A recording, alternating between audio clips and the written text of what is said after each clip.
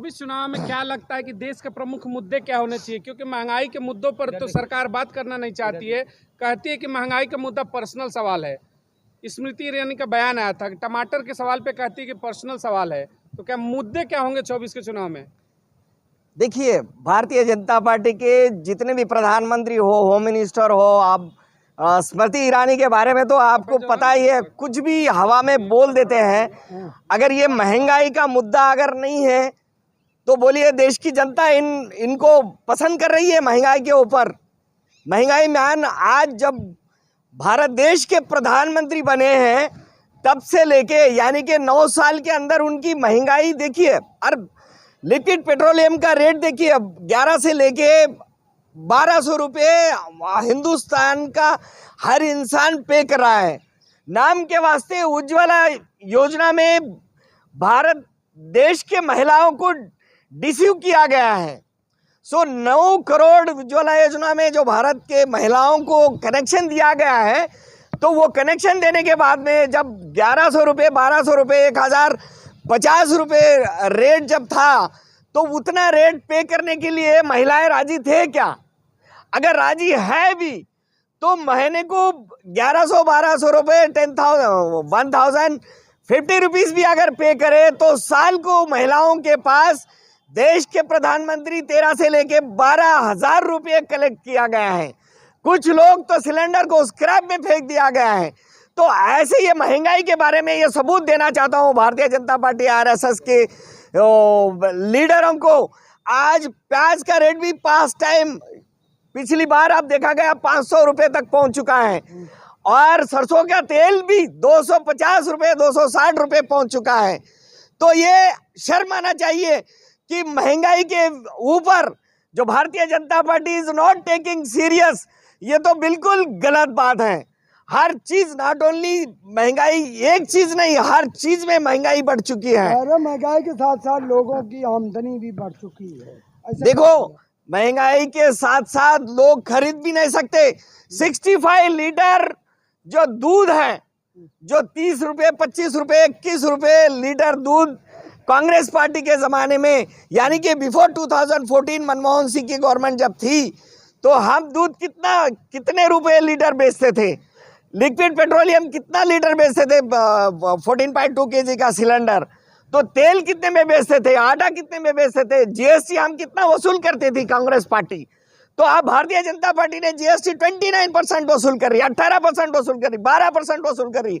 आज कपड़ों में जीएसटी कांग्रेस पार्टी ने नहीं लिया, 5% जीएसटी भारतीय जनता पार्टी ने। स्मृति ईरानी ने कहा है कि जो है राहुल गांधी अमेठी से नहीं जीत सकते हमारे सामने। देखिए, स्मृति ईरानी को 5 साल का मौका जब मिला है, वो मौका किस ढंग से मिला उनको समझ में आना चाहिए। हम बुरी बात नहीं बोलेंगे। 2019 के समय जब स्मृति ईरानी अमेठी से इलेक्शन लड़ना चाह रही थी, तब उनका क्या पोजीशन था, तो राहुल गांधी का क्या पोजीशन था?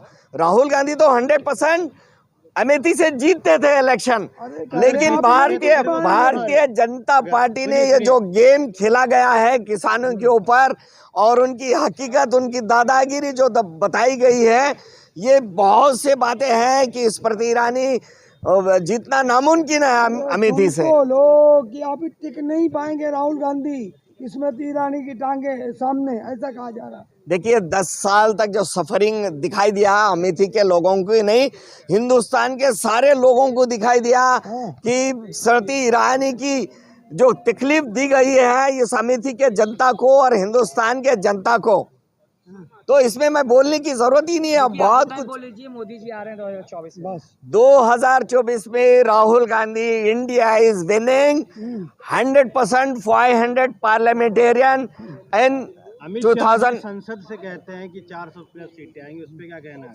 सर, 400 नहीं, ये भी देख लो आप, 303 सीट जब आए हैं तो उनका जो चावल पकता है, जब पकाएंगे आप तो उस चावल के एक दाने को आप दबा के देखते हैं, तो चावल का एक दाना नहीं 4 दाने दबा के देखे हैं हम। आज स्मृति ईरानी की जीत कैसी हुई, और बेगूसराय की जीत, जो सिंह जो मिनिस्टर की जीत कैसी हुई है, वहाँ पर कन्हैया कुमार ने खड़ा रहा था इलेक्शन के लिए, तो वहां पर इतना ही अंदाजा लगाओ आप वहां उनकी जीत कैसी हुई है, कन्हैया कुमार की कैपेसिटी कैसी थी, तो वोटर पसंद कन्हैया कुमार को कितना था बेगूसराय का। और दूसरी चीज पटना की सीट है, प्रसाद जी कैसा जीते हैं, तो उसमें जो हमारे कांग्रेस से टिकट मिला था शत्रुघ्न सिन्हा को, तो शत्रुघ्न सिन्हा ने किस ढंग से हारे हैं, तो ये भी जानकारी है इस हिंदुस्तान के जनता को और पटना के जनता को जानकारी है। और राजनाथ सिंह साहब home minister and finance minister भी थे, लेकिन वहाँ की भी जानकारी थी।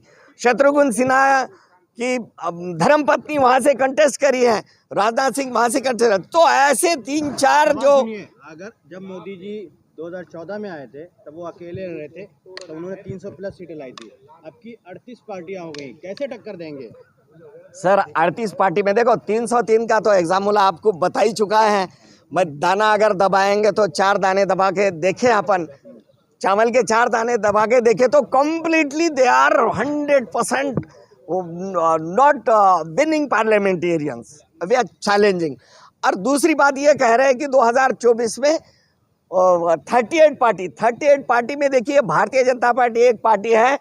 आज अगर भारतीय जनता पार्टी का वोटर परसेंट अगर उत्तर प्रदेश का निकाले, वोटर परसेंट अगर दिल्ली का निकाले, 7 कंस्टिट्यूएंसी का वोटर परसेंट आप अगर 39-40 सीट्स बिहार का निकाले, तो आप इसके अगर वोटर परसेंट महाराष्ट्र का निकाले 48 पार्लियामेंटेरियन का, अगर आप उसके ऊपर अंदाजा लगाइए। आप आओ उत्तर प्रदेश में, आज मायावती भी कांग्रेस में इंडिया के अलायंस के साथ आने के लिए राजी हो रही है, और अखिलेश यादव भी ऑलरेडी राजी हो चुके हैं इंडिया में Indian national development exclusive alliance में, जो राहुल गांधी का साथ देने के लिए, कांग्रेस का साथ देने के लिए, नरेंद्र मोदी को हराने के लिए, इस देश का डेमोक्रेसी को उतना परेशान कर चुके हैं, देश की जनता को 140 करोड़ जनता को परिवार वाले लोग बोलते हैं, लेकिन नोबडी इज एग्रीइंग फॉर परिवार वाले। और सीटों का बंटवारा कैसे करेंगी, इस पर जवाब दीजिए।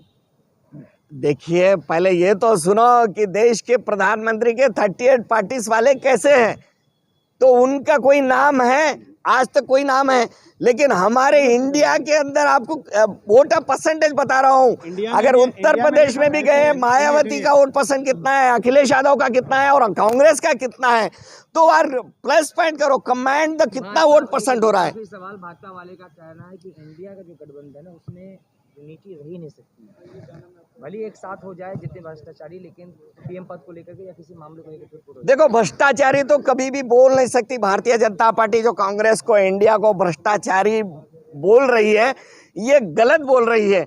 आज 9 साल के अंदर भारतीय जनता पार्टी का जो भ्रष्टाचार, जो करप्शन, सारी 142 करोड़ लोगों को पता है। नोटबंदी में देखो ये भ्रष्टाचार कितना % भ्रष्टाचार हुआ है, किसान की फसल लूटी गई उसमें कितना भ्रष्टाचार हुआ है। अडानी ने bank, state bank of India लूटी है 44,000 करोड़ रुपीस, ये कौन सा भ्रष्टाचार है। और लाइफ इंश्योरेंस कॉर्पोरेशन में, जो लाइफ इंश्योरेंस कॉर्पोरेशन में पॉलिसी होल्डर्स का पैसा लूटा गया है, शेयरों का पैसा लूटा गया है। और दूसरी बात पहले ये बताता चाहता हूँ, नीरव मोदी 9,000 करोड़ रुपए जो हिंदुस्तान के बैंक से, पंजाब नेशनल बैंक से लूटा गया है, फॉरेन जा चुके हैं, आज तक हिंदुस्तान में उनकी एंट्री नहीं हो चुकी है।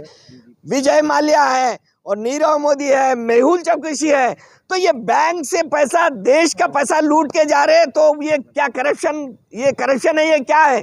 ऐसे बातें कभी भी देश के प्रधानमंत्री हो, भारतीय जनता पार्टी हो, कांग्रेस को भ्रष्टाचार, करप्शन, या ऐसे बातें कभी भी ना बोले।